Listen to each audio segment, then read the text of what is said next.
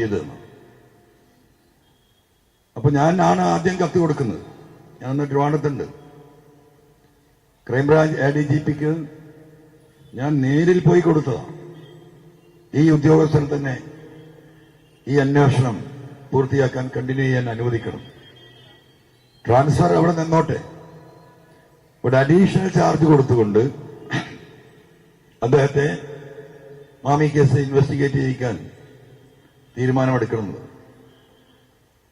ഞാൻ ക്രൈംബ്രാഞ്ച് ADGPയുടെ ഓഫീസിലിരുന്ന് ഏകദേശം ഒരു 15-20 മിനിറ്റ് ഇരുന്നു.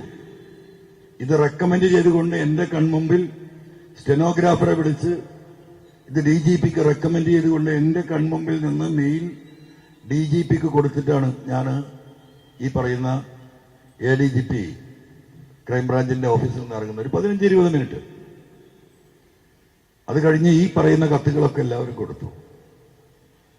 ഞാൻ വീണ്ടും ബന്ധപ്പെട്ടു, വീണ്ടും മുഖ്യമന്ത്രിക്ക് കത്ത് കൊടുത്തു. ഈ നിമിഷം വരെ അങ്ങനൊരു ഓർഡർ ഇറങ്ങിയിട്ടില്ല.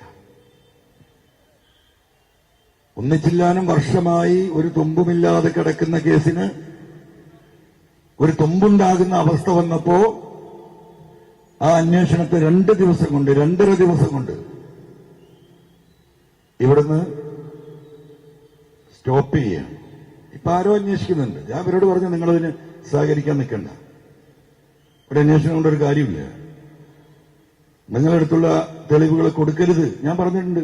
അവർ കൊടുക്കുകയാണെങ്കിൽ കൊടുക്കട്ടെ, അല്ല എന്ത് ചെയ്യാൻ പറ്റും? ഒരു കാര്യമില്ല. ഈ അന്വേഷണ ടീം അന്വേഷിച്ച ഒരു ചുക്കും സംഭവിക്കാൻ പോകുന്നില്ല. എനിക്കറിയാത്.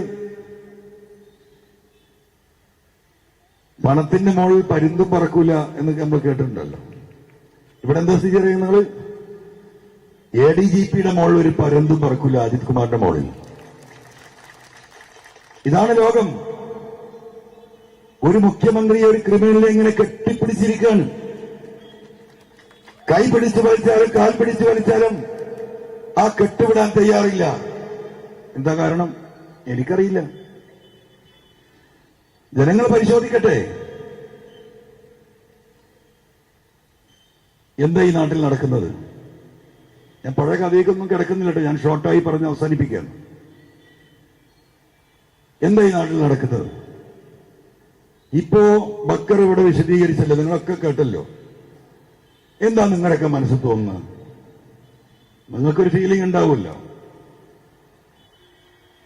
ആ ഫീലിംഗ് തന്നെയാണ് യഥാർത്ഥത്തിൽ. പക്ഷെ ആ ഫീലിംഗ് എത്ര നേരം ഉണ്ടാകും? ഇപ്പൊ 7:30 മണി, ഒരു 9:30 മണി വരെ ഉണ്ടാവും. കാരണം ഇവിടുന്ന് വീട്ടിൽ പോയി രാത്രി ഭക്ഷണം കഴിക്കുമ്പോൾ ഇരുന്ന് മക്കളോടോ ഭാര്യമാരോടോ ഒന്ന് ചർച്ച ചെയ്യും. പിന്നെ നമ്മൾ സുഖമായിട്ട് കൂർക്കം വലിച്ചുറങ്ങും. എത്രയേ ഉള്ളൂ. ഇതെങ്ങനെ PV Anwar പറഞ്ഞ് നടന്നുകൊണ്ട് വലിയ കാര്യമൊന്നും എനിക്ക് തോന്നുന്നില്ല. പക്ഷെ എന്താ പറയുക, നിൽക്കാതെ പറഞ്ഞുകൊണ്ടിരിക്കുകയാണ് ഞാൻ. ഈ 1 മണിക്കൂർ ആലോചിക്കുന്നത് മനുഷ്യർ 2 മണിക്കൂറാക്കി. പിന്നെ അതൊരു 3, 4, 5 മണിക്കൂറായാൽ ഇതിനൊരു മാറ്റം വരും. ഇപ്പൊ കോഴിക്കോട്ടുകാരെ സംബന്ധിച്ച് പ്രത്യേകിച്ചും ഇതാർക്കും സംഭവിക്കാം. ഇവിടെ അത്യാവശ്യം റിയൽ എസ്റ്റേറ്റും ഏർപ്പാടൊക്കെ നടത്തി ബിസിനസ് ചെയ്യുന്ന ഒരുപാട് ആളുകൾ ഇവിടെ ഉണ്ടല്ലോ. ഇവരൊക്കെ നിങ്ങൾ ആലോചിച്ചോ? ഇത് വലിയൊരു പ്രതിസന്ധിയിലേക്ക് നമ്മുടെ നാട് പോയിക്കൊണ്ടിരിക്കുകയാണ്. ഞാനൊരു സ്വർണ്ണക്കള്ളക്കടത്തും ഒരു റിദാൻ കേസും ഒരു മാമി കേസുമാണ് വലിയ വിഷയമായി ഇപ്പൊ എടുത്തതെന്ന് നിങ്ങൾ വിചാരിക്കണ്ട. ഇത് വരാനിരിക്കുന്ന നമ്മുടെ നാടിന്റെ ഗതിവിഗതികൾ, ഇത്തരം സംഭവ വികാസങ്ങൾ നിയന്ത്രിക്കപ്പെടും. ഈ കാര്യങ്ങൾ കൈവിട്ടു പോകും. പോലീസിന്റെ ഒരു ചെറിയ വിഭാഗമാണെങ്കിൽ പോലും ഈ ക്രിമിനൽ വൽക്കരണം ദൂരവ്യാപകമായ പ്രത്യാഘാതങ്ങൾ ഈ നാടിനുണ്ടാകും എന്ന് കണ്ടിട്ടാണ് ഇങ്ങനെ റോളെടുത്ത് രംഗത്തിറങ്ങേണ്ടി വന്നത്. അപ്പൊ നിങ്ങളാണത് മനസ്സിലാക്കേണ്ടത്. ഇന്ന് മാമി കേസിനേക്കാളും വലിയ പ്രമാദമായ ഒരു കേസ് ഇന്നല്ല, കുറച്ച് ദിവസമായി എന്റെ അടുത്ത് വന്നിട്ട് നമ്മളത് അന്വേഷിച്ചുകൊണ്ടിരിക്കുക. അതുകൂടെ ഒന്ന് പങ്കുവച്ചിട്ട്, കാരണം നമ്മുടെ സമൂഹത്തിന്റെ സ്ഥിതി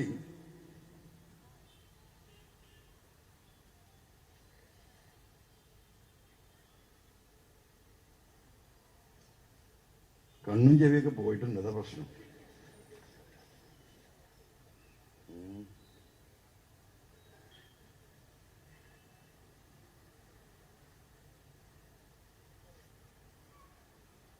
ഒരു മിനിറ്റ്.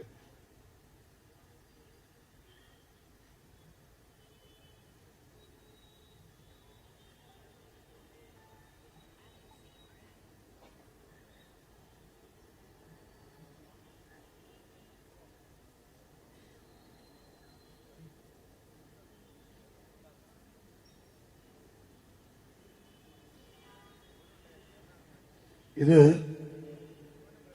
ഒരു 3-4 വർഷങ്ങൾക്ക് മുമ്പ് നമ്മുടെ വടകരയിൽ പാനൂരിലെ 17 വയസ്സുള്ള ഒരു ആഷിർ എന്ന് പറഞ്ഞ കുട്ടി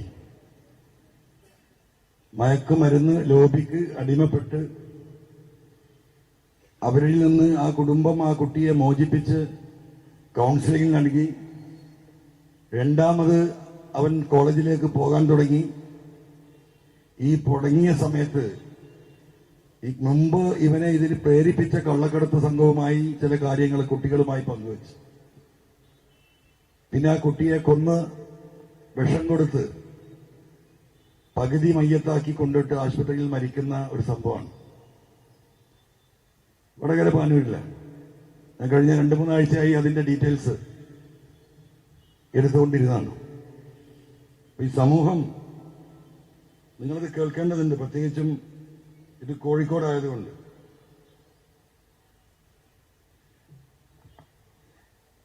പാനൂർ പെരിങ്ങത്തൂർ അണിയാരത്തെ പയ്യമ്പലം വീട്ടിൽ അബ്ദുള്ള അഫ്സത്ത് ദമ്പതികളുടെ മകൻ മുഹമ്മദ് ആഷിർ 17 മരണപ്പെട്ടിട്ടുണ്ട്. 2 വർഷമാകുന്നു. 2017 ഡിസംബർ 22 വെള്ളിയാഴ്ച ഉച്ചയ്ക്ക് 1 മണിയോടെയാണ് തങ്ങൾ പീടികയിലെ ചായ കുടിക്കുന്ന കുട്ടികളോടൊപ്പം 2 പേരോടൊപ്പം ഇരിക്കവെ ആഷിർ കുഴഞ്ഞു വീണ് നിലയിൽ കണ്ടെത്തിയത്. വിവരമറിഞ്ഞ സ്കൂൾ അധ്യാപകന്റെ നേതൃത്വത്തിൽ തലശ്ശേരി ആശുപത്രിയിൽ എത്തിച്ചെങ്കിലും മരണപ്പെടുകയാണ് ഉണ്ടായത്. മരണത്തിൽ ദുരൂഹത ആരോപിച്ച് വീട്ടുകാർ പാനൂർ CIക്ക് അന്ന് പരാതി നൽകിയെങ്കിലും ഒരാളെ പോലും ചോദ്യം ചെയ്യാൻ തയ്യാറായില്ല എന്ന് രക്ഷിതാക്കൾ പറയുന്നു. മയക്കുമരുന്ന് ലോബിയുടെ ശക്തമായ ഇടപെടൽ മൂലമാണ് അന്വേഷണം മുടങ്ങിയതെന്ന് വീട്ടുകാർ ആരോപിക്കുന്നു. ഇനി നിങ്ങൾക്ക് അറിയേണ്ടത്, ആഷിറിന്റെ പിതാവ് എന്നോട് പറഞ്ഞ കാര്യങ്ങൾ ഇതേപോലെ അദ്ദേഹം സ്റ്റേറ്റ്മെന്റ് കൊടുത്താണ്. ഒരു 5 മിനിറ്റ് നിങ്ങളൊന്ന് ക്ഷമിക്കണം.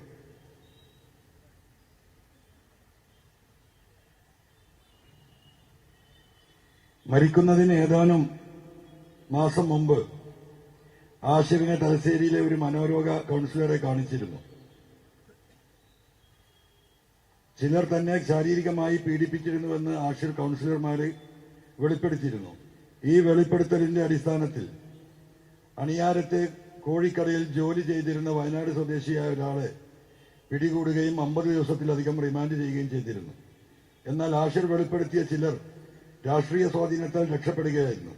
കൗൺസിലിംഗിന് ശേഷം ആഷിറിനെ സ്കൂളിലേക്ക് തന്റെ ഓട്ടോയിൽ കൊണ്ടുവിടലാണ് പിതാവ്. അതിനുശേഷം തന്റെ ഓട്ടോറിക്ഷ രാത്രികാലങ്ങളിൽ നിരവധി തവണ അജ്ഞാത സംഘം കേടുവരുത്തിയിരുന്നു. ഇത് ഇപ്പോഴും തുടരുന്നുണ്ട്. മരിക്കുന്ന ദിവസം ഉച്ചയ്ക്ക് 12:30 സ്കൂൾ ഉച്ചയൂണിന് വിട്ട ശേഷം 2 സുഹൃത്തുക്കളോടൊപ്പം ആഷിർ തങ്ങൾ പീടികയിൽ നിന്ന് പാനൂർ ബസ് സ്റ്റാൻഡിൽ ബസ് കയറി. സ്റ്റാൻഡിലെത്തിയ ആഷിർ അജ്ഞാതനായ ഒരാളോടൊപ്പം പാനൂർ ജുമാ മസ്ജിദ് ഖബറിസ്ഥാനിൽ പോയി സ്റ്റാൻഡിൽ തിരിച്ചെത്തി. 1 മണിയോടെ ഖബറിസ്ഥാനിൽ ഈ കുട്ടിനെ ഇയാൾ കൊണ്ടുപോകുന്നത്, ഖബറിസ്ഥാൻ കാടാണ്, ഈ പാനൂരിൽ വലിയ ഫോറസ്റ്റ് മാതിരി കിടക്കുന്ന ഖബറിസ്ഥാനാണ്. അങ്ങോട്ട് ഈ കുട്ടിയെ കൊണ്ടുപോകുന്നത് കണ്ടവരുണ്ട്. ഖബറിസ്ഥാനിൽ പോയി സ്റ്റാൻഡിൽ തിരിച്ചെത്തി. 1 മണിയോടെ സുഹൃത്തുക്കളോടൊപ്പം ചുവന്ന കാറിൽ ഈ അജ്ഞാതൻ അവശനിലയിലായ ആഷിറിനെ തങ്ങൾ പീടികയിൽ ഇറക്കി വിടുകയായിരുന്നു. സുഹൃത്തുക്കളായ 2 പേരോടൊപ്പം സമീപത്തെ ചായക്കടയിൽ ഇരുന്നപ്പോൾ ആഷിർ കുഴഞ്ഞു വീഴാണ്. അവിടെ തിരിച്ചു വന്ന ഈ കുട്ടികളെ കൂടെ അവിടെ ജ്യൂസ് എന്നപ്പോൾ സോഡ കുടിക്കാൻ വേണ്ടി ഇരിക്കുന്നിടത്തുനിന്നാണ് ഈ കുട്ടി കുഴഞ്ഞു വീഴുന്നത്. ഈ പള്ളി ഖബറിസ്ഥാനിൽ നിന്ന് മടങ്ങി വന്നതിന് ശേഷം ഈ അജ്ഞാതമായ വ്യക്തി ഒരു ചുവന്ന കാറിൽ കൊണ്ടുവിടുന്നത് ഈ കുട്ടികൾ കണ്ടിട്ടുണ്ട്, ഇവന്റെ സഹപാഠികൾ. സജീവ MSF പ്രവർത്തകനായ ആഷിറിന്റെ മരണത്തിന് ശേഷം പ്രദേശത്തെ 2 യുവാക്കൾ നാട്ടിൽ നിന്നും അപ്രത്യക്ഷമായിട്ടുണ്ട്. പോസ്റ്റ്മോർട്ടം റിപ്പോർട്ടിൽ മരണകാരണം ഹൃദയസ്തംഭനമാണെന്ന് പറയുന്നുണ്ടെങ്കിലും മൃതദേഹം പ്രാഥമിക പരിശോധന നടത്തിയ ഡോക്ടർ കിഡ്നി, കരൾ, ആമാശയം, പാൻക്രിയാസിസ് എന്നിവയിൽ രക്തം കട്ട പിടിച്ചതായും ഇതിൽ അസ്വാഭാവികമുള്ളതായും കണ്ടിട്ടുണ്ട് എന്ന് പറഞ്ഞാൽ ഈ കുട്ടിക്ക് വിഷം കൊടുത്തു എന്നാണ് പോസ്റ്റ്മോർട്ടം റിപ്പോർട്ട് ക്ലിയറായി പറയുന്നത്. ഒറ്റയടിക്ക് സെക്കൻഡിൽ മരിക്കുന്ന വിഷമല്ല, മണിക്കൂറുകൾ കൊണ്ട് മരിക്കുന്ന വിഷമായിരിക്കാം കൊടുത്തിട്ടുണ്ടാവുക. പാനൂർ ബസ് സ്റ്റാൻഡ് സമീപത്തെ ഖബറിസ്ഥാനിലേക്ക് ആഷിറിനെ കൂട്ടിക്കൊണ്ടുപോയ ആൾ അന്നേ ദിവസം കൂടെ ഉണ്ടായിരുന്ന രണ്ട് സഹപാഠികൾക്കും ആഷിറിനും ഉച്ചഭക്ഷണം വാങ്ങി നൽകിയപ്പോൾ ആഷിറിനും ഭക്ഷണം വാങ്ങി നൽകിയപ്പോൾ ഉച്ചയ്ക്ക് തിരികെ കാറിൽ തങ്ങൾ പീടികയിൽ ആഷിറിനെയും സഹപാഠികളെയും ഇറക്കിയ ആൾ എന്നിവർ ആഷിറിന്റെ മരണവുമായി ബന്ധപ്പെട്ട അന്വേഷണ പരിധിയിൽ വരുത്താൻ പോലീസ് തയ്യാറായിട്ട്. ഇതൊന്നും പോലീസ് അന്വേഷിച്ച പോലുമില്ല. നാട്ടിൽ കല്യാണത്തിനോ മറ്റോ ക്ഷണിക്കപ്പെടുന്ന ചടങ്ങുകൾക്ക് പോയാൽ ചിലർ അകലം പാലിക്കുന്നതായും, അതായത് പിന്നെ വാപ്പ പറയണം, അയാൾക്ക് നാട്ടിലിറങ്ങി നടക്കാൻ വയ്യ. ഇങ്ങനെ ഈ പറയുന്ന കേസിൽ പ്രതിയായിട്ടുള്ള ഒരു മകന്റെ പിതാവെന്ന നിലക്ക് നാട്ടിൽ ബഹിഷ്കരണം ഉണ്ടായി. അപ്പൊ ഞാൻ ആ കേസും അതിന്റെ ഡീറ്റെയിൽസും ഒക്കെ പരിശോധിച്ച് നോക്കുമ്പോൾ വളരെ പരിതാപകരം. ഈ മാമി കേസിന്റെ മറ്റൊരു രൂപം, എടവണ്ണ റിദാൻ വധക്കേസിന്റെ മറ്റൊരു രൂപം, ഇതൊക്കെ ഞാൻ പറയുന്ന ഈ ചക്രത്തിന്റെ ഉള്ളിലാണ്. ഇത് നമ്മൾ ഡീറ്റെയിൽ ആയി പഠിച്ചിട്ട് ഒരു പുനരന്വേഷണത്തിനുള്ള നിയമപരമായ പോരാട്ടത്തിലേക്ക് പോവുകയാണ്. ഈ നാട്ടിൽ ജീവിക്കാൻ കഴിയും എന്ന് നിങ്ങൾ വിചാരിക്കണ്ട. നിങ്ങളെ വിചാരം നമ്മളൊരു കുറ്റം ചെയ്യുന്നില്ലല്ലോ, ഞാൻ വളരെ സുഖമായി ജീവിക്കല്ലേ, നമ്മൾ നിയമം നടപ്പിലാക്കി നിയമത്തിന് വിധേയമായി ജീവിക്കുന്നു എന്നൊക്കെ നിങ്ങൾ വിചാരിച്ചിട്ട് ഒരു കാര്യമില്ല. ഇപ്പൊ ഈ MDMA കേസുമായി ബന്ധപ്പെട്ട് നമ്മൾ പരിശോധിച്ച് നോക്കുമ്പോൾ 100-ലേറെ ചെറുപ്പക്കാരാണ് കള്ളക്കേസിൽ കുടുക്കിയിരിക്കുന്നത്. ഒരു ബന്ധവുമില്ല. ഒന്ന് മണത്ത് നോക്കുന്ന ബന്ധമെങ്കിലും വേണ്ടേ? പോലീസിലെ ഒരു സംഘമാണ് ഈ കച്ചവടം നടത്തുന്നത്. ഇവരാണ് സാധനം കൊണ്ടുവരുന്നത്, ഇവരാണ് ഏജന്റുമാരെ ഏൽപ്പിക്കുന്നത്, ഇതിന്റെ പണം മുടക്കുന്നതും ലാഭമെടുക്കുന്നതും അവർ. എന്നിട്ട് കേസ് വേണം സുജിത് ദാസിന്. അതിനെന്താ പണി? നിരപരാധികളായ ആളുകളെ, ചെറുപ്പക്കാരെ കൊടുക്കുക. 1 ഗ്രാം 2 ഗ്രാം നിയമത്തിന് വിധേയമായി 1 കൊല്ലമോ 1.5 കൊല്ലമോ ശിക്ഷ കിട്ടുന്നതിൽ കൊടുക്കുക. അങ്ങനെ സർക്കാരിന്റെ മുമ്പിൽ, ജനങ്ങളുടെ മുമ്പിൽ, പൊതുസമൂഹത്തിന്റെ മുമ്പിൽ സുജിത് ദാസ് IPS ഏറ്റവും കൂടുതൽ സ്വർണം പിടിച്ചവൻ, ഏറ്റവും കൂടുതൽ MDMA കേസ് പിടിച്ചവൻ, രാഷ്ട്രപതിയുടെ അവാർഡല്ല, യുണൈറ്റഡ് നേഷൻസിന്റെ അവാർഡ് കൊടുക്കേണ്ടവൻ അവന് എന്നാണ് എന്റെ അഭിപ്രായം. അത്ര ബുദ്ധിയാ. അപ്പൊ അവിടെയാണ് വിഷയം. ഇതെല്ലാം നടക്കുന്നത് ഈ മലബാറിൽ, പ്രത്യേകിച്ച് മലപ്പുറം ജില്ലയിൽ. ഇന്നെന്താണ് ബഹുമാനപ്പെട്ട മുഖ്യമന്ത്രി പറഞ്ഞത്? എന്റെ കയ്യിലുള്ളത് ഹിന്ദു ന്യൂസ് പേപ്പറാണ്, നിങ്ങളെല്ലാവരും കണ്ടിട്ടുണ്ടാവും. ഇതാണ് എന്താണ് headline? CPIM has always stridently opposed RSS and Hindutva forces in Kerala. അദ്ദേഹം പറയാണ് CPM ആണ് ഈ ഹിന്ദുത്വ ഫോഴ്സസിനെ ഇവിടെ ഏറ്റവും കൂടുതൽ ശക്തമായി നേരിട്ടിട്ടുള്ളത്. ഞാനത് പറയാനല്ല, അതിലൊരു വാസ്തവമുണ്ട്, അതിൽ തർക്കവുമില്ല. പക്ഷെ ഇപ്പോഴത്തെ സ്ഥിതി എന്ത്? അവിടെയാണ് പ്രശ്നം. ഇതിൽ അദ്ദേഹം പറഞ്ഞു വരുന്നത് മലപ്പുറം ജില്ല സംസ്ഥാനത്തെ ഏറ്റവും വലിയ ക്രിമിനൽ സംഘത്തിന്റെ കേന്ദ്രം. ആരോടാ പറയുന്നത്? ഹിന്ദു ന്യൂസ് പേപ്പറിനോട്. എന്താ മാതൃഭൂമി, മനോരമയും കേരളത്തിലെ മറ്റു പത്രങ്ങളോട് പറയാത്തത്? ചോദ്യമുണ്ടാകും. ഈ വാർത്ത എങ്ങോട്ടാ പോകുന്നത്? നേരെ ഡൽഹിയിലേക്ക്. സതുദ്ദേശമാണോ ദുരുദ്ദേശമാണോ? ഇതിൽ പറയുന്ന കണക്കുകൾ മലപ്പുറം ജില്ലയിൽ നിന്ന് 150ഓളം സ്വർണ്ണക്കേസുകൾ പിടിച്ചു. എങ്ങനെയാ മലപ്പുറം ജില്ലയിൽ നിന്ന് പിടിച്ചത്? ഈ എയർപോർട്ട് നിൽക്കുന്നത് എവിടെയാ? മലപ്പുറം ജില്ലയിൽ. ആ എയർപോർട്ടിന്റെ മുറ്റത്തിട്ട് പിടിച്ചാൽ ഈ കേസ് എവിടെയാണ് എഫ്ഐആർ ഇടുക? മലപ്പുറം ജില്ലയിൽ. അപ്പൊ ഈ നാടാകെ പോകേണ്ട സ്വർണം കരിപ്പൂരിൽ ഇറങ്ങി തമിഴ്നാട്ടിലും കർണാടകയിലേക്കും ഒക്കെ പോകാമല്ലോ, മറ്റു ജില്ലകളിലേക്ക് പോകാമല്ലോ, അവിടെയൊക്കെ ഈ കള്ളക്കടത്ത് സംഘങ്ങൾ ഉണ്ടാകാമല്ലോ. പക്ഷേ പിടിക്കുന്ന എവിടെയാ? അപ്പൊ അദ്ദേഹം എന്താ പറയേണ്ടത്? ആ പിടിക്കപ്പെട്ടവന്റെ പാസ്പോർട്ട് വെരിഫൈ ചെയ്ത് അവൻ ഏത് ജില്ലക്കാരനാണെന്ന് നോക്കണം. ആ ജില്ലക്കാരനാണ് ഇതിൽ പ്രതി. ഇതാർക്കാ അറിയാത്തത്? എന്താ അദ്ദേഹം ചെയ്യുന്നത്? അടിച്ചേൽപ്പിക്കുക ഒരു സമുദായത്തെ. ഞാൻ സമുദായം പറയാൻ വന്നതല്ല ഇവിടെ. പക്ഷെ ഈ പോക്കുണ്ടല്ലോ, വളരെ അപകടകരമായ പോക്കാ. ഇത് ശരിയായ രീതിയിലുള്ള പോക്കല്ല.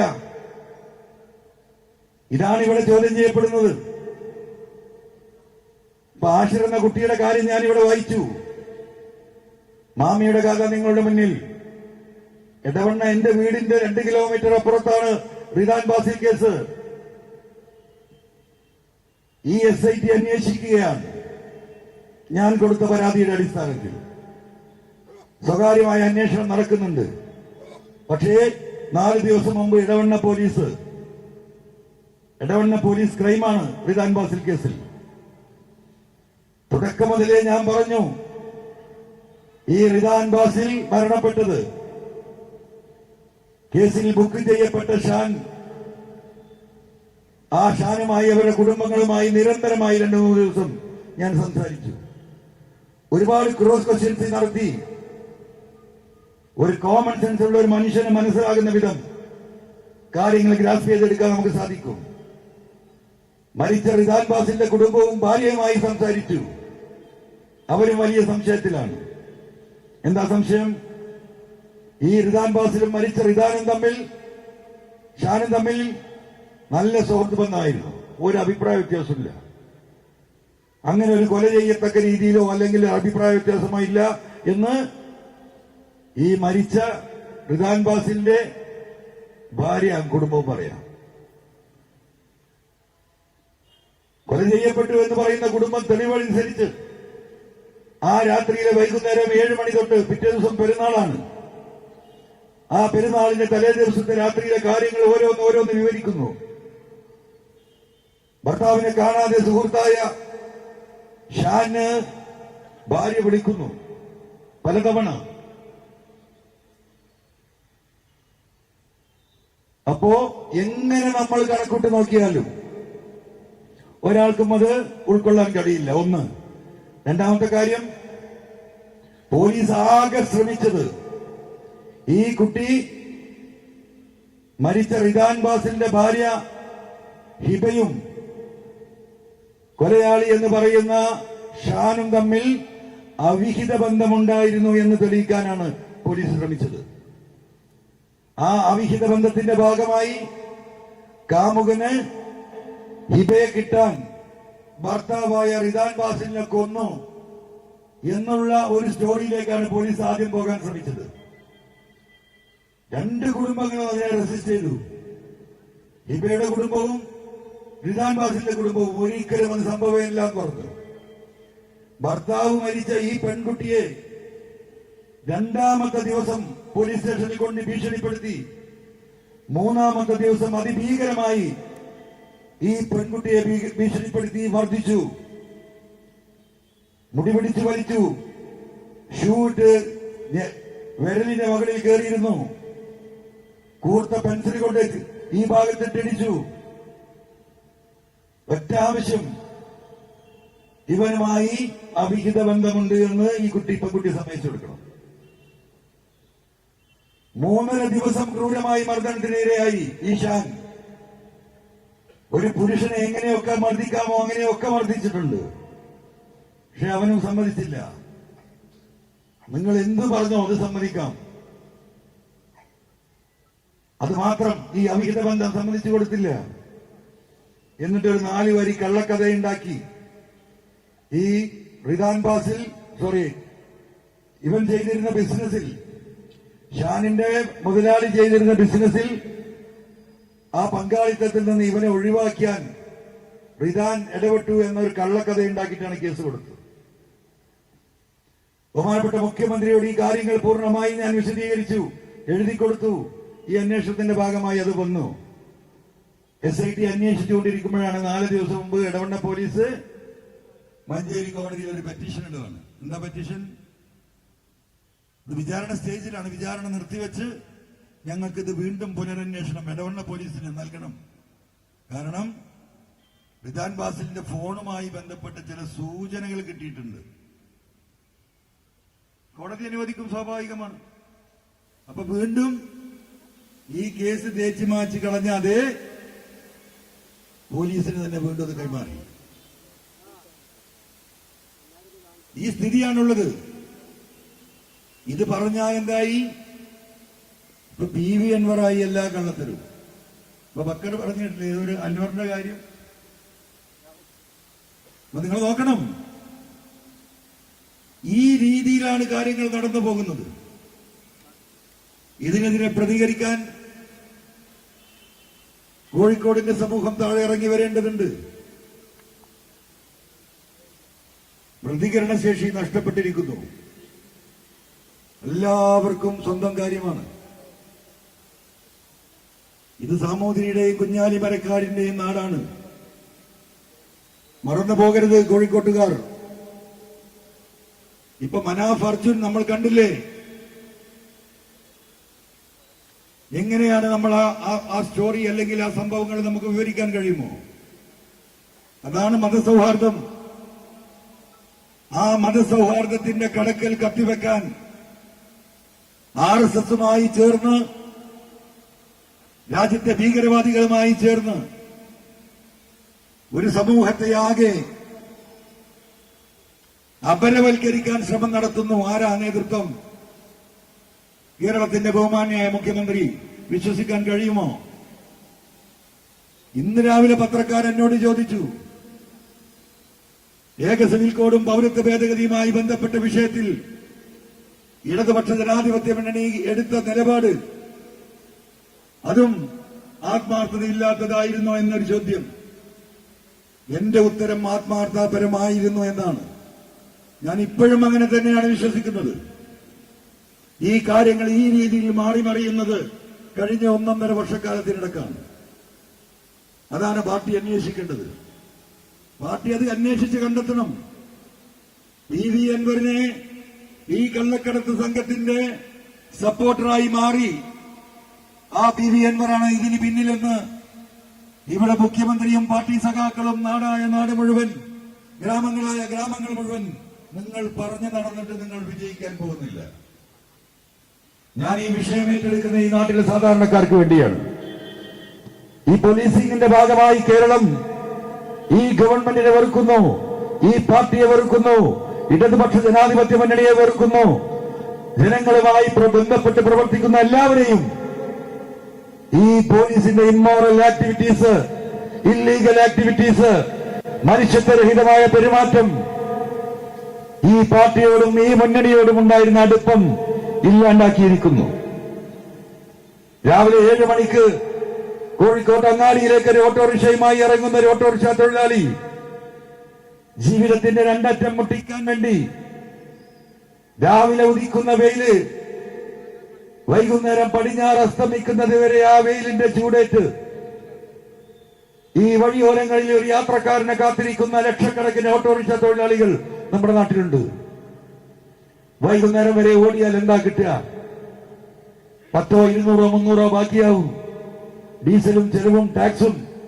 വണ്ടി മറ്റൊരുത്തൻ്റെതാണെങ്കിൽ അവന്റെ വാടകയും കഴിഞ്ഞാൽ കിട്ടാവുന്ന ഈ 300, 400 രൂപയാണ്. കഴിഞ്ഞ 1.5-2 വർഷമായിട്ട് എത്രയാ ഫൈന്? പ്രിയപ്പെട്ട ഓട്ടോറിക്ഷ തൊഴിലാളികൾ ഇവിടെ ഉണ്ടാവുമല്ലോ. എത്രയാ ഫൈൻ? 1000, 2000, 5000. 3 കുട്ടികൾ ബൈക്കിൽ പോയാൽ 3 ആളെ പേരിൽ ഫൈന്. ഇത് ഏത് IPC, ഏത് CRPC അതിന് ചോദിച്ചാൽ ഒരാൾക്കും അറിയില്ല. കേസൊക്കെ പോലീസ് സ്വയം നിർവചിക്കപ്പെടുന്നു. CRPC-യും IPC-യും ഒന്നും പരിഗണിക്കേണ്ടതില്ല. തോന്നിവാസം നടത്തുന്നു. ജനങ്ങളെതിരാകാതിരിക്കുവോ? ഇവിടെ നമ്മുടെ നാട്ടിലെ തൊഴിലാളികളൊക്കെ അത്യാവശ്യം ബൈക്കുണ്ട്. 2-3 ആള് ചേർന്ന് 2000, 3000, 5000 കൂട്ടി ഒരു 10,000-15,000 സ്വരൂപിച്ച് ഫൈനാൻസ് എടുത്തൊരു ബൈക്ക് എടുത്ത് 3 പേരാണ് രാവിലെ ജോലിക്ക് പോവുക. വേറെ മാർഗമല്ല. ഉൾപ്രദേശങ്ങളിൽ നിന്ന് വരുന്നതാണ്. രാവിലെ ബസ് കാത്തുനിന്ന് തൊഴിൽ തുടങ്ങുന്നത് 8 മണിക്ക് ടൗണിലെത്താൻ കഴിയില്ല. ഈ രാവിലെ ഈ 3 പേരും വരുമ്പോൾ വഴിയിൽ പിടിച്ചു നിർത്തുന്നു.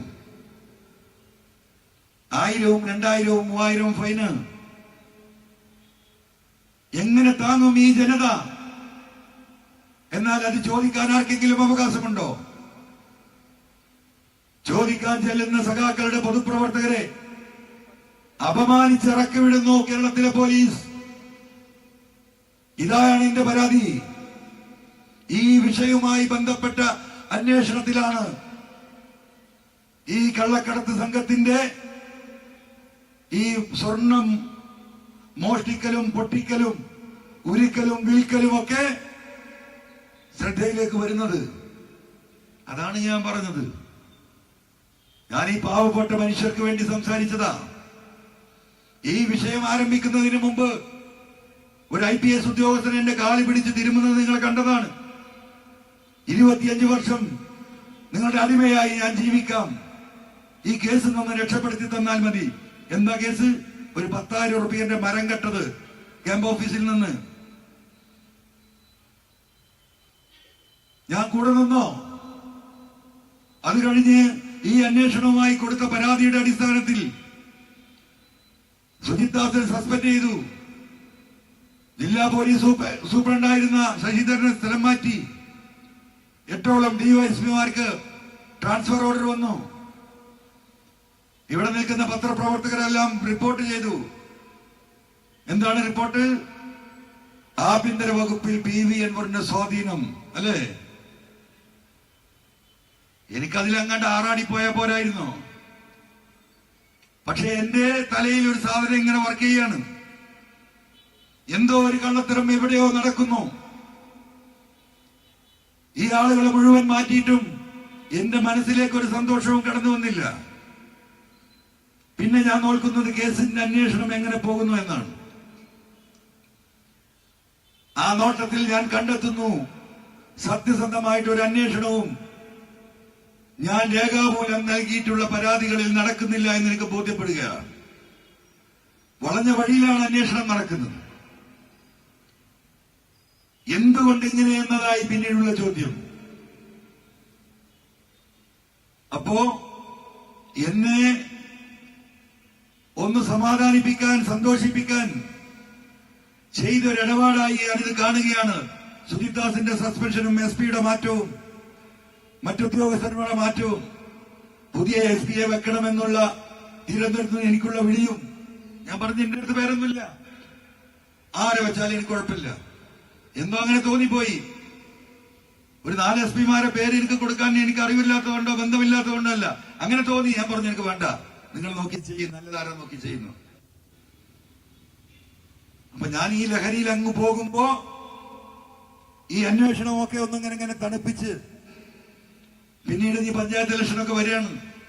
MLA ഇത്രയൊക്കെ ആയില്ലേ, നമുക്ക് ബാക്കി പിന്നെ നോക്കാം എന്ന് പറഞ്ഞ് എന്നെ സമാധാനിപ്പിക്കാമെന്ന് കരുതിയവർ അവരുടെ കണക്കൂട്ടലുകൾ തെറ്റുകയാണ്. കാരണം കേരളത്തിലെ 3.5 കോടി ജനങ്ങൾ പറ്റിക്കപ്പെടുന്നു എന്ന് എനിക്ക് മനസ്സിലാകുകയാണ്. ഞാൻ ശക്തമായി മുന്നോട്ട് പോകാൻ തീരുമാനിച്ചു. അനവധി പത്രസമ്മേളനങ്ങൾ നടത്തി തെളിവുകൾ പുറത്തുവിട്ടു. ഞാൻ എന്റെ 2 കാലും കൈയും പിടിച്ചു വലിക്കാൻ നിരവധിയായ ഉത്തരവാദിത്തപ്പെട്ട പരിശ്രമം നടത്തി. 1 ഇഞ്ച് ഞാൻ വിട്ടുകൊടുത്തില്ല. വലിയ വലിയ ഓഫറുകൾ വന്നു. പോയി പണി നോക്കാൻ പറഞ്ഞു ഞാൻ. ഇതൊക്കെ ആയി അവസാനം എവിടെയോ ഒരു പന്തികേട്. അങ്ങനെയാണ് ബഹുമാനപ്പെട്ട മുഖ്യമന്ത്രി നടത്തുന്ന അവസാനത്തെ പത്രസമ്മേളനത്തിന്റെ 11 മണിക്ക് എന്ന് പറഞ്ഞപ്പോ 9 മണിക്ക് ഞാനൊരു ഡോക്യുമെന്റ് പുറത്തുവിടുന്നത്. എന്താ ഡോക്യുമെന്റ്? കവടിയാറിൽ ADGP അജിത് കുമാർ ഉണ്ടാക്കിയ കെട്ടിടത്തിന്റെ എല്ലാ ഡോക്യുമെന്റും കോടികളുടെ ഇൻവെസ്റ്റ്മെന്റ് പോലീസിന് ഞാൻ കൈമാറിയിട്ടുണ്ട്. അതിനുശേഷം എന്റെ കയ്യിൽ വരുന്ന ഡോക്യുമെന്റാണ് 33,80,000 രൂപക്ക് ഒരു ഫ്ളാറ്റ് വാങ്ങുന്നു. കോഴിക്കോട്ടുകാർ കേൾക്കണം, ആ ഫ്ളാറ്റ് 10 ദിവസം കഴിഞ്ഞു. 10ാമത്തെ ദിവസം, 10 ദിവസം കഴിഞ്ഞിട്ടില്ല, 10ാമത്തെ ദിവസം 65 ലക്ഷം രൂപക്ക് വിൽക്കുന്നു. രണ്ടും ക്യാഷ് ട്രാൻസാക്ഷൻ, ഒഫീഷ്യൽ ഒരു ഒറ്റ പൈസ ഇല്ല. 33,80,000 മറ്റോ വിൽക്കുന്നു. Received amount, paid amount by cash. 65 ലക്ഷത്തിന് വെക്കുന്നു, റിസീവ്ഡ് എമൗണ്ട് ബൈ ക്യാഷ്. നടക്കുവോ? ഈ ഇരിക്കുന്ന ആർക്കെങ്കിലും അങ്ങനെ രജിസ്ട്രേഷൻ ചെയ്യാൻ പറ്റുമോ? ഏറ്റവും ചുരുങ്ങിയത് ഒരു 10,000 രൂപയെങ്കിലും ആ ഫ്ലാറ്റിന് വില കാണിക്കണ്ടേ? White amount. ഒരു 25 ലക്ഷമില്ലാതെ ചെയ്യാൻ പറ്റുമോ? 35 ലക്ഷത്തിന് ഈ 33 ലക്ഷത്തിന് ജില്ലാനന്ദിന് ഇത് വാങ്ങുമ്പോ തിരുവനന്തപുരത്ത് അന്നത്തെ ഫ്ലാറ്റിന്റെ വില 60-70 ലക്ഷമാണ്. ഏകദേശം വിറ്റിരിക്കുന്നത് അതേ വയസ്സിനാണ്, വാങ്ങിയിരിക്കുന്നത് പകുതി പൈസക്ക്. രണ്ടും ബ്ലാക്ക് മണി. DGPയുടെ മേശപ്പുറത്തുണ്ട് ആ പേപ്പർ. ആ ഒരൊറ്റ പേപ്പർ മതി ഈ അജിത് കുമാറിനെ സസ്പെൻഡ് ചെയ്യാൻ. ഈ കള്ളപ്പണ ഉപയോഗം, ഈ രജിസ്റ്റർ ഓഫീസിൽ നടത്തിയ അധികാര ദുർവിനിയോഗം, ഈ പോലീസ് ഉദ്യോഗസ്ഥനെ ഭയപ്പെട്ടിട്ടല്ലേ ആ രജിസ്ട്രേഷൻ അതോറിറ്റി അങ്ങനെ ഒരു ആധാരം നടത്തി കൊടുക്കുന്നത്? ചെയ്തോ? ഈ നിമിഷം വരെ ചെയ്തോ? കാരണം മറ്റതൊക്കെ അന്വേഷിക്കണം, മാമിന്റെ കുറെ അന്വേഷിക്കണം, റിദാൻ ബാസിൽ അന്വേഷിക്കണം, ഈ കള്ളക്കടത്ത് സംഘത്തിന്റെ വിശദമായ അന്വേഷണം നടത്തണം. ഒരു അന്വേഷണവും നടത്തണ്ട, ഈ ഡോക്യുമെന്റ് പരിശോധിച്ചാൽ മതി. ആ രജിസ്റ്റർ ഓഫീസിൽ ഒരു പോലീസുകാരനെ വിട്ട് അതിന്റെ ഡീറ്റെയിൽസ് എടുത്താൽ മതി. BV അൻവർ കൊടുത്തത് ശരിയാണോ എന്ന് മാത്രമുള്ള പരിശോധന മതി. അപ്പൊ എന്താക്കി? അതിന് 6 മാസം. എന്തിന്? വിജിലൻസ് അന്വേഷണത്തിന്. സെക്രട്ടേറിയറ്റിന്റെയും പോലീസ് ഹെഡ്ക്വാർട്ടേഴ്സിന്റെയും മുറ്റത്ത് സ്ഥിതി ചെയ്യുന്ന ഈ 2 കച്ചവടത്തിന് പിന്നെ എന്താ കാത്തിരിക്കുന്നത്? ഇനിയിപ്പോ എന്താ മാർഗം? ഞാൻ പറഞ്ഞല്ലോ, എന്നെ സ്വാധീനിക്കാൻ ശ്രമിച്ചു, പല വഴിക്ക് പല രീതിയിൽ പോലീസുകാരെ മാറ്റി തന്ന്, മറ്റു ഓഫറുകൾ തന്ന്, പലതും. ഒന്നും നിന്നില്ല. ഇപ്പൊ എന്താ പണി? ഇപ്പൊ ഭീഷണിപ്പെടുത്താൻ ഒന്നും നടക്കില്ല എന്ന് കണ്ടപ്പം ആ പത്രസമ്മേളനത്തിന് അത വരുന്നു. ഈ കള്ളക്കടത്ത് സംഘത്തിന് ഈ പോലീസുകാരുണ്ട് ഭയങ്കര ബുദ്ധിമുട്ടുണ്ട്, ബഹുമാനപ്പെട്ട മുഖ്യമന്ത്രി പറയാം. അതുകൊണ്ട് ഇവരുടെ പ്രവർത്തനം അഭിനന്ദനാർഹമാണ്. കള്ളക്കടത്ത് സംഘത്തിലെ ഒരു ലോബിക്ക് ഇതുകൊണ്ട് വലിയ പ്രയാസമുണ്ട്. പോലീസിനെതിരെ ഈ ആരോപണം ഉന്നയിക്കുന്നവർ ഇതിന് പിന്നിൽ തൽപരരാണോ എന്ന് പരിശോധിക്കണം. അപ്പോ പത്രക്കാർ ചോദിക്കുക, അതാരാ? PV അൻവർ ആണോ? അത് എനക്കറിയില്ല. നിങ്ങൾ ചോദിച്ചു, അത് എനക്കറിയില്ല. വീണ്ടും ചോദിക്കുന്നു, എനക്കറിയില്ല. നിങ്ങൾ 2 ചിരി അല്ലേ? 2 ചിരി. അത് കഴിഞ്ഞു. പിന്നെന്താ പറയുന്നത്? ഗവർണർ എന്തോ ഒരു പരാതി കൊടുത്തിട്ട് അൻവറിന്റെ പേരിൽ. ഏത് ഫോണേ? ഇതൊക്കെ കേട്ട് ഞാനിങ്ങനെ മുട്ടുംകാല് വിറച്ചിട്ട് ഞാൻ അവിടുന്ന് തടിയെടുക്കുന്ന മുമ്പ് വിചാരിച്ചത്. ഞാൻ ഏത് വാപ്പാന്റെ മോനാ എവിടുന്നാ വരുന്നെന്നുള്ളത് അദ്ദേഹം മനസ്സിലാക്കിയിട്ടില്ല. മനസ്സിലായോ? ഞാനൊരു മലപ്പുറത്തുകാരനാണ് നിങ്ങൾ പൂർണ്ണമായി വിചാരിക്കണ്ടേ. ഞാൻ പകുതി കോഴിക്കോടാ, എന്റെ ഉമ്മ ചെറുവാടിയാ, കൊളക്കാടനാണ് എന്റെ ഒരു ഭാഗം രക്തം, ഒരു ഭാഗം പുത്തം വീട്ടില്ല. അപ്പൊ ഞാൻ പറഞ്ഞു വരുന്നത്, ഈ രീതിയിൽ കാര്യങ്ങൾ പോവുകയാണ്. അപ്പൊ ഇന്ന് ഹിന്ദുവിനാണ് മുപ്പത് കൊടുക്കുന്നത്. ഇതിലപ്പുറം തെളിവിന് എന്താ വേണ്ടത് സഹോദരന്മാരെ? ഒരു കോമൺ സെൻസ്. ഇത് എങ്ങോട്ടുള്ള റിപ്പോർട്ടാണ്, എങ്ങോട്ടുള്ള പത്രവാർത്തയാണ്. അപ്പൊ എനിക്ക് പ്രിയപ്പെട്ട ഇതിന് പിന്നിൽ നിൽക്കുന്ന സഖാക്കളോട് പറയാനുള്ളത്, ഞാൻ നിങ്ങൾക്ക് വേണ്ടി, ജനങ്ങൾക്ക് വേണ്ടി ഇറങ്ങിയതാ. മനസ്സിലായില്ലേ? അപ്പോ ഇതിൽ രാഷ്ട്രീയമൊന്നുമില്ല. ഇവിടെ ഈ വിഷയങ്ങളൊന്നും തെളിയില്ല. കാരണം എന്താ? ഒന്നും തെളിയില്ല. ഈ നെക്സസ്, ഞാൻ പറയുന്ന നെക്സസ് ഉണ്ടല്ലോ, അതാണ് ഇതിന്റെ മുഴുവൻ കാരണം. നിങ്ങൾ ഓരോരുത്തരും ആലോചിക്കണം. നാം വിളിക്കുന്ന പാർട്ടിക്ക് സിന്ദാബാദ് വിളിക്കുന്ന നേതാക്കന്മാർ, നിങ്ങൾ സത്യസന്ധമായ ഒരു കേസിൽ ഇടപെട്ടിട്ട് നിങ്ങൾ പരാജയപ്പെട്ടിട്ടുണ്ടെങ്കിൽ നിങ്ങൾക്ക് ബോധ്യപ്പെട്ടിട്ടുണ്ടാവും ഇതൊരു നെക്സസിന്റെ ഭാഗമാണ്. ഇപ്പൊ ഈ കോഴിക്കോട് അങ്ങാടിയിൽ 2 or 3 കേസ് എന്റെ അടുത്ത് വന്നിട്ടുണ്ട്. എന്താ കേസ്? സാമ്പത്തിക തർക്കം. അപ്പൊ ഇങ്ങനെ നമ്മുടെ സഖാക്കൾ വഴി അല്ലെങ്കിൽ സുഹൃത്തുക്കൾ വഴി വരും. ഒരു കേസ് വളരെ പ്രമാദമായ കേസാണ്. നാളെ പേര് പറയാതെ തന്നെ നിങ്ങൾക്ക് മനസ്സിലാവും. 10-20 ഷോപ്പുള്ള, ടെക്സ്റ്റൈൽ ഷോപ്പുള്ള ഒരു വ്യക്തി മാനേജറെ പാർട്ട്ണറാക്കി വെക്കുന്നു. പണം മുടക്കിയവൻ നാട് മുഴുവൻ നടന്ന് സാധനങ്ങൾ വാങ്ങുന്നതിൽ കോൺസെൻട്രേറ്റ് ചെയ്യാണ്. നാട്ടിൽ വരും പിന്നെയും പോവും, നാട്ടിൽ വരും പിന്നെയും ഓടും. ഗുജറാത്ത്, രാജസ്ഥാന്, ഡൽഹി, ചൈന, ഇങ്ങനെ പോകുമ്പോ ചില കച്ചവടത്തിലൊക്കെ ഒരു ഷെയർ കൊടുത്തിരുന്നു, 5%, 10%. അവിചാരിതമായി മേശന്റെ വലിപ്പിൽ നിന്ന് ഇതിന്റെ ഉടമസ്ഥൻ ഒരു കമ്പനിയുടെ ട്രാൻസ്ഫർ, ഒരു കച്ചവട സ്ഥാപനത്തിന്റെ 50% ട്രാൻസ്ഫർ ചെയ്തായിട്ട് കാണുക. നോക്കുമ്പം ഉടമസ്ഥന്റെ കള്ളപ്പാണ്. ROCയിൽ അന്വേഷിച്ചപ്പം ഇത് മാത്രമല്ല, 5-6 കമ്പനി മാറ്റിയാണ് കള്ളപ്പെട്ടിട്ട്. ഇത് പരാതിയാവുന്നു, പോലീസിന് പോകുന്നു. പോലീസ് അന്വേഷണം എവിടെ എത്തുന്നില്ല. അങ്ങനെ ഇതിൽ മഞ്ചേരിയിൽ ഉള്ളൊരു സുഹൃത്തുണ്ട്, അദ്ദേഹം എന്റെ അടുത്ത് വരുന്നു. ഇങ്ങനെയാണ് വിഷയങ്ങൾ പറയുന്ന ഡോക്യുമെന്റ്സ് തരുന്നു. നമ്മൾ വക്കീലിനെ കൊടുത്ത് പരിശോധിക്കാൻ ഏർപ്പാട് ചെയ്ത് പരിശോധിച്ചപ്പോൾ വക്കീൽ പറഞ്ഞു, എന്നോടൊക്കെ അത് ശരിയാണ്, ഇത് മുഴുവൻ ബോഗസ് ഡോക്യുമെന്റ് ആണ്. ഞാൻ പറഞ്ഞു, ഞാൻ കത്ത് തരാം, മോഹൻ മാഷെ പോയി കാണണം. അപ്പൊ എന്നോട് പറഞ്ഞു, മോഹൻ മാഷത്ത് നിങ്ങളും കൂടെ ഒന്ന് വരണം. ഇത് അത്രയും സീരിയസ് ആണ്. പോലീസ് നീങ്ങുന്നില്ല, ഞങ്ങളെ കൊടുക്കാനാണ് ശ്രമം. അങ്ങനെ മോഹൻ മാഷെടുത്ത് വന്നു, ഞാനും വന്നു. മോഹൻ മാഷ് പഠിച്ച പണി 18 നോക്കി. ഈ സത്യത്തിനൊപ്പം നിന്നുകൊണ്ട് അനങ്ങിയില്ല. അപ്പോ അവസാനം ഈ വ്യക്തി എന്നോട് പറയാണ്, ഇത് തിരുവനന്തപുരത്താണ്, പി ശശി ഇതിൽ ഇടപെടുന്നുണ്ട് എന്നുള്ളൊരു വിവരമാണ് പോലീസ് ഓഫീസർമാർ പറഞ്ഞത്. അങ്ങനെ ഞാൻ തിരുവനന്തപുരത്തുള്ള ദിവസം ഈ വ്യക്തിയോട് അങ്ങോട്ട് വരാൻ പറയുന്നു. പി ശശിയെ കാണുന്നു, കാര്യങ്ങൾ വിശദീകരിക്കുന്നു. ഞാൻ പി ശശിയുടെ മുഖത്ത് നോക്കിയിട്ട് ഞാൻ സ്നേഹത്തോട് പറഞ്ഞു, ശശിയേട്ടാ, ഇവർക്ക് ഇങ്ങനെ ഒരു സംശയമുണ്ട്.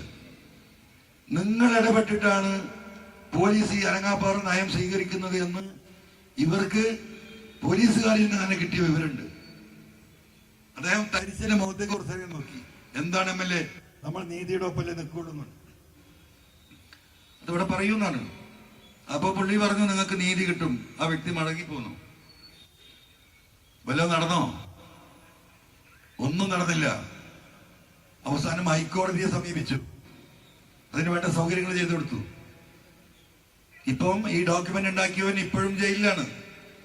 കഴിഞ്ഞ ആഴ്ച മറ്റൊരു കേസിൽ, ഇതേപോലത്തെ ഒരു കേസിൽ ഇവിടെ റിമാൻഡ് കിടക്കാണ്. ഇന്നലെ ജാമ്യം കിട്ടിയെന്ന് എനിക്കറിയില്ല. പരിപൂർണമായ അനീതി. ഇവിടെ കുറെ കച്ചവടക്കാരും വ്യാപാരികളൊക്കെ ഉണ്ടല്ലോ, നിങ്ങൾക്കൊക്കെ ഒരു ധാരണ ഉണ്ടാവും, എന്റെ പൈസ മുടക്കിയ കട, എന്റെ ഷോപ്പ് എന്റേതല്ലേ, ആരങ്ങോട്ട് കയറാന്നൊക്കെ നമുക്ക് തോന്നും. അങ്ങനെയൊന്നും തോന്നിയിട്ട് ഒരു കാര്യമില്ല. ഒരു സ്റ്റാമ്പ് പേപ്പർ വാങ്ങി നിങ്ങളുടെ ഒരു കള്ള ഒപ്പിട്ട് ഒരു അഗ്രിമെന്റ് ഉണ്ടാക്കി, ഇതിന്റെ 50% ഷെയർ ട്രാൻസ്ഫർ നടന്നിക്കണമെന്ന് പറഞ്ഞ എഴുത്തു ഒരു ധാരണ ഉണ്ടാക്കി, അത് പോലീസ് സ്റ്റേഷനിൽ കൊണ്ടുപോയി കൊടുത്താൽ നിങ്ങൾ എന്താ വിചാരിക്കുക? നിന്റെ പീടിയില് അത് കള്ളക്കടലാസല്ലേ, ഞാൻ അതിൽ ഒപ്പിട്ടിട്ടില്ലല്ലോ, എനിക്കൊരു പൈസയും കിട്ടിയിട്ടില്ലല്ലോ, പിന്നെ എന്ത് പ്രശ്നം എന്നാണ് മനുഷ്യർ ധരിക്കുക. അതാണ് നീതി, അതാണ് നിയമം. പക്ഷേ അതിന് നേരെ വിപരീതമായി കേരളത്തിൽ ഒരു സ്ഥലത്തല്ല, പല സ്ഥലത്തും നടന്നുകൊണ്ടിരിക്കുക. നല്ലോണം കരുതിക്കോ നിങ്ങളൊക്കെ. ഈ രീതിയിൽ കാര്യങ്ങൾ പോവാണ്. പൂരം കലക്കിക്കാൻ അതിന് സംവിധാനം ഉണ്ടാക്കി കൊടുത്ത് കേരളത്തിലെ ജനങ്ങൾ മാറ്റി നിർക്കുന്ന വർഗീയതക്ക് കടന്നു വരാൻ വഴിയൊരുക്കി കൊടുത്തു. ആര്? ഇതിനാരാ ഉത്തരം പറയേണ്ടത്? ഉത്തരം പറയുന്നവർ ഉത്തരം മുട്ടിക്കുകയാണ്, കൊഞ്ഞനം കാട്ടുകയാണ്. ഈ രീതി തുടർന്നാൽ ഈ നാട് എവിടെ എത്തും? നമുക്കൊരു എതിരാളി അവരൊരു ഫാസിസ്റ്റാണ് എന്ന് മനസ്സിലാക്കിയാൽ നമുക്കത് മനസ്സിലാക്കിക്കൊണ്ട് നമുക്ക് ഇവിടെ നിൽക്കാം. നമ്മുടെ രക്ഷകനെന്ന് കരുതുന്നവന് നമ്മളോടൊപ്പം നിൽക്കുമ്പോ വീടിനകത്ത് ഒരു പൊട്ടക്കിണർ കുഴിച്ചു വെച്ചിട്ടുണ്ടെങ്കിൽ ആരും വീണുപോകും. അതാണ് അവസ്ഥ. ആ അവസ്ഥാവിശേഷമാണ് ഈ കഴിഞ്ഞ 3-4 വർഷമായിട്ടുള്ളത്. 1.5 വർഷമായിട്ടുള്ളത്. ആ ദുരന്തമാണ് ഈ മാമി കേസും അനുഭവിക്കുന്നത്. അപ്പോ ഏറ്റവും ചുരുങ്ങിയത് ഈ മാമി കേസിൽ ഈ കുടുംബം ആവശ്യപ്പെട്ട ആ കേസ് അന്വേഷിച്ച വിക്രം ആ ഉദ്യോഗസ്ഥന് അഡീഷണൽ ചാർജ് കൊടുത്തുകൊണ്ട് ഈ കേസ് അന്വേഷിക്കണമെന്ന ആവശ്യത്തിൽ 1 ഇഞ്ച് പുറകോട്ട് പോകാൻ ആക്ഷൻ കമ്മിറ്റിക്കോ കുടുംബത്തിനോ ഈ നാട്ടുകാർക്കോ സാധിക്കില്ല. ആ വിഷയത്തിൽ ഇനിയൊരു പോരാട്ടം നടത്തേണ്ടി വന്നാൽ എനിക്ക് എന്റെ പ്രിയപ്പെട്ട നാട്ടുകാരോട്, കോഴിക്കോട്ടുകാരോട് പറയാനുള്ളത്, നിങ്ങൾ അതിൽ സഹകരിക്കണം. എന്ത് മുടക്കാണ് ഗവൺമെന്റ് ഇതിനുള്ളത്? ഇവിടുന്ന് ട്രാൻസ്ഫർ ചെയ്ത ഉദ്യോഗസ്ഥരെ തിരിച്ചു കൊണ്ടുവരാൻ നമ്മൾ ആവശ്യപ്പെടുന്നില്ല. NIA അടക്കം വർക്ക് ചെയ്ത് രാഷ്ട്രപതിയുടെ അവാർഡ് വാങ്ങിയ ഏറ്റവും നല്ല ഇൻവെസ്റ്റിഗേഷൻ റിപ്പോർട്ടുള്ള ആ പോലീസ് ഉദ്യോഗസ്ഥരെ ഇതിന്റെ ചുമതല ഏൽപ്പിക്കണമെന്ന് പറയുന്ന വളരെ സിമ്പിളായിട്ടുള്ള ഒരു കാര്യമാണ് ഈ കുടുംബവും ഈ ജനവും ആവശ്യപ്പെടുന്നത്. എന്റെ മുമ്പിൽ നിന്നാണ് ക്രൈംബ്രാഞ്ച് DGP ഈ പറയുന്ന കൊടുത്ത കത്തിന്റെ മുകളിൽ DGPക്ക് റെക്കമെൻഡ് ചെയ്ത് ദിവസത്രയായി ബക്രയുടെ 15 ദിവസത്തോളായി. എന്താ മുടക്ക്? ഒരു മുടക്കുമില്ല. ഒരു കടലാസിൽ ഒപ്പിട്ടാ മതി. എന്താ സുഹൃത്തുക്കളെ ഒപ്പിടാത്തത്? എന്താണിത് പ്രതിപക്ഷത്തിന് പറഞ്ഞിട്ടുണ്ടാവാത്തത്? നിങ്ങൾ വിശ്വസിക്കുന്ന ഒരുപാട് നേതാക്കന്മാർ ഇവിടെ ഉണ്ടല്ലോ. എന്തേ ആണത്തോടുകൂടി പറയാത്തത്, ഇടപെടാത്തത്? അവിടെയാണ് വിഷയം, അവിടെയാണ് നെക്സസ്. അത് ഇനിയെങ്കിലും നിങ്ങൾ മനസ്സിലാക്കിയാൽ, ഒരു കാര്യം നിങ്ങൾ മനസ്സിലാക്കിക്കോ, ഈ ദുരന്തം കടന്നു വരുന്നതിന്റെ രൂപം എങ്ങനെയാണെന്നറിയോ? ഞാൻ മനസ്സിലാക്കിയത്, കുരാകൂരി ഇരുട്ടാണ് ഭൂമിയിൽ. അവിടെ ഒരു കറുത്ത പാറ, ആ കറുത്ത പാറയിൽ ഒരു കറുത്ത ഉറുമ്പ് മെല്ലെ മെല്ലെ മെല്ലെ എഴിഞ്ഞു വന്നാൽ ആ പാറ പുറത്തിരിക്കുന്ന ഒരു മനുഷ്യനത് കാണാൻ സാധിക്കുമോ? അങ്ങനെ ആ കറുത്തിരുമ്പ് കരാള ഹസ്തം പോലെ ഈ സംസ്ഥാനത്തെ വളഞ്ഞു പിടിക്കുന്നുണ്ട്. അതും ഈ നെക്സസിന്റെ ഭാഗമാണ്. അപ്പൊ ഒന്ന് ചിന്തിക്കുക, ഒന്ന് ആലോചിക്കുക. നമ്മൾ ഓരോരുത്തരും കഴിക്കുന്നത് ഭക്ഷണം തന്നെയാണല്ലോ. ഇത്രയേ ഈ കാര്യത്തെ കുറിച്ച് എനിക്ക് സൂചിപ്പിക്കാനുള്ളൂ. ഇതൊരു രാഷ്ട്രീയ വിശദീകരണ യോഗമല്ലാത്തതുകൊണ്ട് ഒരു രാഷ്ട്രീയ കാര്യത്തിലേക്ക് ഞാൻ കടക്കുന്നില്ല. അത് ശരിയുമല്ല. ഇവിടെ ആക്ഷൻ കൗൺസിൽ വിളിച്ച യോഗത്തിൽ നിങ്ങളെ കണ്ട് 2 വാക്ക് സംസാരിക്കുക എന്ന സതുദ്ദേശം മാത്രമേ ഉള്ളൂ. അതുകൊണ്ട് ഈ മാമി വിഷയത്തിലും പാനൂരിൽ ആശർ വിഷയത്തിലും ശക്തമായ നിലപാടെടുത്ത് നമ്മൾ മുന്നോട്ട് പോകാൻ പോവാണ്. ആ കുടുംബത്തിന് നീതി കിട്ടേണ്ട, ഒരു പാവപ്പെട്ട കുടുംബം, ഓട്ടോറിക്ഷ ഓടിച്ച് ജീവിക്കുന്ന ഒരു മനുഷ്യന്റെ കുട്ടി ആ കുടുംബത്തിനുണ്ടായിരുന്ന അത്താണി ഇപ്പോഴും ആ കുടുംബത്തെ ഉപദ്രവിക്കുന്നു. ടൗണിൽ ഓട്ടോറിക്ഷ നിർത്തി അദ്ദേഹം ഒന്ന് ചായ കുടിക്കാൻ പോയാൽ ആ ഓട്ടോറിക്ഷയെ കാറ്റൊഴിച്ചു വിടുന്നു, പെട്രോളിന്റെ ടാങ്കിന്റെ പൈപ്പ് വലിച്ചു വിടുന്നു. ആരാണ് ഇതൊക്കെ? ഇതാണ് സ്ഥിതി. ഈ കൊള്ള സംഘത്തിന് വിഹരിക്കാൻ, അവരെ സഹായിക്കാൻ, അവർക്ക് പിന്തുണ നൽകാൻ ഈ ജനത്തിന് സംരക്ഷണ ബാങ്കിന്റെ പോലീസിന്റെ ഒരു വലിയ വിഭാഗം, ഒരു ചെറിയ വിഭാഗം അവരോടൊപ്പം ഉണ്ട് എന്ന യാഥാർത്ഥ്യം, ആ യാഥാർത്ഥ്യത്തിന്റെ മുകളിലൂടെയാണ് കേരളം സഞ്ചരിക്കുന്നത്. അതിൽ നയം വ്യക്തമാക്കേണ്ടത് ബഹുമാനപ്പെട്ട മുഖ്യമന്ത്രിയാണ്. ഇനിയിപ്പോ 2 ദിവസം കൂടി കഴിഞ്ഞാൽ അജിത് കുമാർ സ്ഥാനത്ത് നിന്ന് മാറും. അത് കൈയൊട്ടി ആഘോഷിക്കാനും നിൽക്കണ്ട. എന്താ മാറിയിട്ട് എന്ത് കാര്യം? അടുത്ത കസാരയിലേക്ക് കയറിയിരിക്കും. സസ്പെൻഡ് ചെയ്യാനുള്ള എല്ലാ കാര്യങ്ങളും ഞാനിപ്പോ ഈ കൊടുത്ത ഡോക്യുമെന്റിൽ തന്നെ ഉണ്ട്. അതുണ്ടാകും എന്ന് നിങ്ങൾ ആരും കരുതണ്ട. ഇവിടെ ഈ വിഷയത്തിൽ നീതി പുലരും എന്ന് ഞാനിപ്പോൾ 52% 51% പേര് സംശയിക്കുകയാണ്. ജനങ്ങൾ അതിശക്തമായ പോരാട്ടത്തിന് ഇറങ്ങിയില്ലെങ്കിൽ സത്യസന്ധരായ പോലീസ് ഉദ്യോഗസ്ഥരുടെ കൈകളിലേക്ക് ഒരു ഫയലും എത്തൂല. സത്യസന്ധരായ കംപ്ലീറ്റ് ഓഫീസേഴ്സിനെ സജ്ജീകരിച്ചിരിക്കുകയാണ് പോലീസ് ഹെഡ്ക്വാർട്ടേഴ്സിൽ. ഈ നാടിനോട്, ജനങ്ങളോട് കമ്മിറ്റ്മെന്റ് ഉള്ള, മനസാക്ഷിയുള്ള ഉദ്യോഗസ്ഥർ, വളരെ സീനിയർ ആയിട്ടുള്ള ഉദ്യോഗസ്ഥർ തൊട്ട് SI റാങ്ക് വരെയുള്ള സത്യസന്ധരായ ഉദ്യോഗസ്ഥരിൽ മഹാഭൂരിപക്ഷത്തെയും ഷണ്ഡീകരിച്ച് മൂലക്കാക്കിയിരിക്കുന്നു. വിരലിലെണ്ണാവുന്ന ഈ കൊള്ള സംഘത്തിന്റെ ക്രിമിനലുകളുടെ കയ്യിൽ പോലീസിനെ ഇട്ട് അമ്മാനമാടുമ്പോ ബഹുമാനപ്പെട്ട മുഖ്യമന്ത്രി ഇതൊന്നും അറിയില്ല എന്ന മട്ടിൽ കൈമലർത്തി ഈ വിഷയം ജനങ്ങളുടെ മുന്നിലേക്ക് ഇടുന്നവരുടെ നേരെ വിരൽ ചൂണ്ടി കള്ളൻ എന്ന് വിളിക്കുന്ന അവസ്ഥാവിശേഷമാണ് നമ്മുടെ നാട്ടിൽ. അതിനെതിരെയാണ് നമ്മൾ പ്രതികരിക്കേണ്ടത്. ആ പ്രതികരണത്തിൽ ഈ നാടിന്റെ, ഈ കോഴിക്കോടിന്റെ എല്ലാവിധ ജാതി മത രാഷ്ട്രീയ വ്യത്യാസമില്ലാത്ത ജനങ്ങളുടെയും ആത്മാർത്ഥമായ പിന്തുണ ആ പോരാട്ടത്തിന് ഉണ്ടാകണമെന്ന് സ്നേഹപൂർവ്വം അഭ്യർത്ഥിച്ചുകൊണ്ട് ഇവിടെ 2 വാക്ക് സംസാരിക്കാൻ വഴി തന്ന